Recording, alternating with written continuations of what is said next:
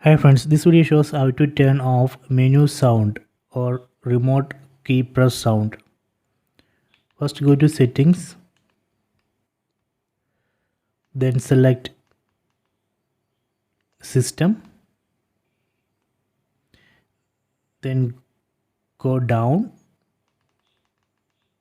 and select system sounds. Right now it's on, let me disable it. Press select button on the remote.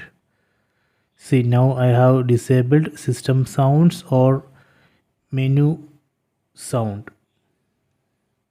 So this way we can turn off menu sound. So if you want to turn on, again go to settings, system,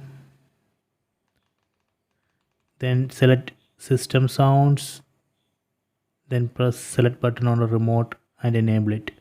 So this way we can turn on or off menu sound.